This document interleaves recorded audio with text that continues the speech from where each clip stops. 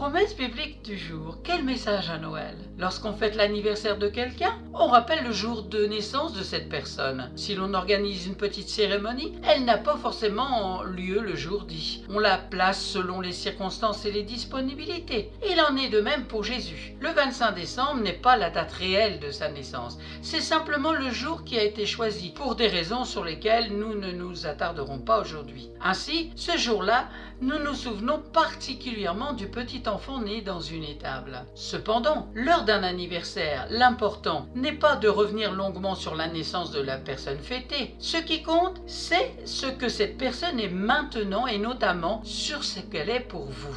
Encore une fois, c'est la même chose pour Jésus. Souvenons-nous de sa naissance, mais ne laissons pas le petit Jésus dans la crèche prendre dans nos cœurs la place du Seigneur glorifié. Décalons notre vision intérieure. Fixons-la sur ce que la Bible nous dit que Jésus est aujourd'hui et surtout ce qu'il est pour nous. Hébreux chapitre 2 verset 9. Celui qui a été abaissé pour un temps au-dessous des anges, Jésus, nous le voyons couronné de gloire et d'honneur à cause de la mort qu'il a soufferte. Ce verset résume l'essentiel. La naissance de Jésus dans l'abaissement, sa mort, c'est pour cela qu'il est venu dans le monde et sa gloire actuelle. Mais que fait Jésus dans le ciel à la droite de son Père? Retenons aujourd'hui deux choses parmi bien d'autres, bien sûr. Lui, Jésus, parce qu'il demeure éternellement, peut sauver parfaitement ceux qui s'approchent de Dieu à travers lui, étant toujours vivant pour intercéder en leur faveur. Hébreux chapitre 7 verset 25. Et dans Luc chapitre 22 verset 31 à 32, Jésus sur la terre a prié pour ses disciples. Jean chapitre 17.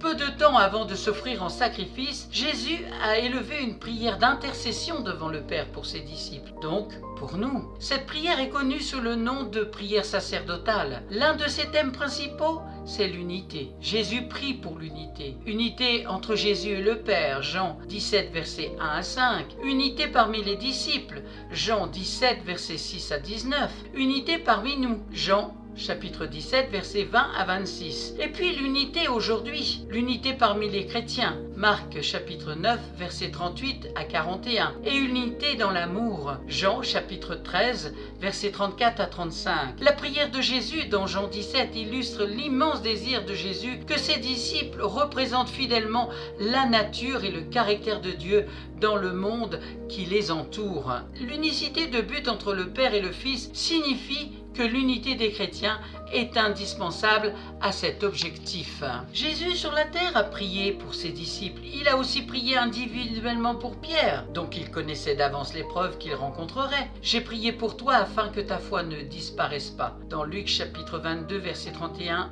à 32. En ce moment même, Jésus intercède pour moi. Que demande-t-il à son Père chaque fois qu'un péché entame ma vie, en pensée, en parole ou en acte? Jésus intercède pour moi, rappelant à son Père l'œuvre de la croix accomplie pour son plein pardon. Il prie aussi certainement comme il l'a fait pour Pierre, afin que ma foi reste intacte dans l'épreuve. Quant à nous, ne prions pas le petit Jésus dans la crèche, mais celui qui est ressuscité, qui est mort à la croix et qui est ressuscité et qui maintenant intercède pour chacun et chacune de nous. Romains chapitre 8 verset 34, qui les condamnera? Christ est mort, bien plus, il est ressuscité, il est à la droite de Dieu et il intercède pour nous. Amen. Soyez abondamment bénis. Merci d'avoir pris du temps pour écouter Promesse biblique du jour, qui aujourd'hui était le thème de Noël et que fait Jésus dans le ciel à la droite de son Père. Prochainement, nous nous retrouverons pour Qu'est-ce que Jésus fait aussi actuellement? Je vous donne rendez-vous. À très bientôt. Bon courage. Soyez abondamment bénis.